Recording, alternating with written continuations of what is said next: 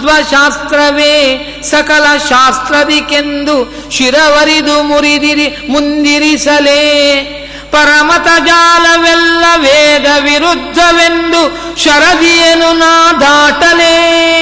ಎಷ್ಟು ಪ್ರತಿಜ್ಞೆ ಮಾಡ್ತಾರೆ ನೋಡಿ.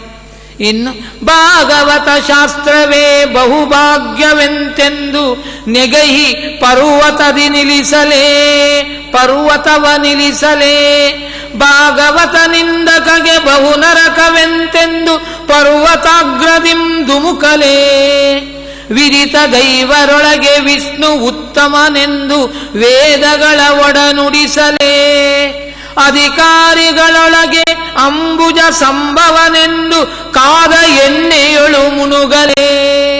ಇನ್ನು ಹೇಳ್ತಾರೆ ಕೊನೆಯದಾಗಿ ಪರಲೋಕ ಸಾಧನಕ್ಕೆ ತಾರತಮ್ಯ ಮತವೆಂದು ಗರಳವನು ಕುಡಿಯಲೇ ಹರಿದಿನಕ್ಕೆ ಮರುದಿನಕ್ಕೆ ಸರಿಯಿಲ್ಲವೆಂತೆಂದು ಹರಿವ ಹಾವನು ಹಿಡಿಯಲೇ ಗುರುಮಧ್ವರಾಯರೇ ಆತ್ಮರಕ್ಷಕರೆಂದು ಅನಲವ ಕೈ ಪಿಡಿಯಲೇ ಸಿರಿಹಯವದನನೇ ಅಮಿತ ಗುಣಪೂರ್ಣನೆಂದು ಅಶರೀರವನು ನುಡಿಸಲೇ.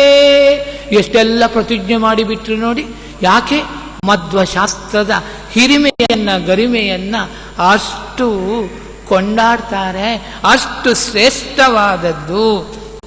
ಈ ರೀತಿ ಅದಕ್ಕೆ ಹೇಳಿದ್ರು ವಾದಿರಾಜ ಸ್ವಾಮಿಗಳು. ಈ ರೀತಿ ಅದಕ್ಕೆ ಹೇಳ್ತಾರೆ ಆಚಾರ್ಯರ ಶಾಸ್ತ್ರ ಎಂಥ ಶಾಸ್ತ್ರ, ಮೋಕ್ಷವನ್ನ ತಂದು ಕೊಡತಕ್ಕಂಥದ್ದು. ಮಹಾದಾನಂದ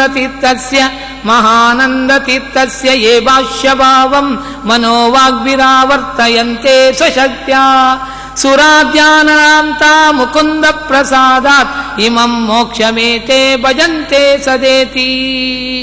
ಈ ರೀತಿ ಶುದ್ಧ ಭಕ್ತಿಪೂರ್ವಕವಾದಂತಹ ಶ್ರವಣಾದಿಗಳಿಗೆ ಮೋಕ್ಷವೇ ಫಲವಾಗಿದೆ. ಆಚಾರ್ಯರ ಶಾಸ್ತ್ರಕ್ಕೆ ಏನು ಫಲ ಕೇಳಿದರೆ ಮೋಕ್ಷವೇ ಶಾಶ್ವತ ಸುಖರೂಪವಾದಂತಹ ಮೋಕ್ಷವೇ ದೊರೆಯುವಂತಹದಾಗಿದೆ.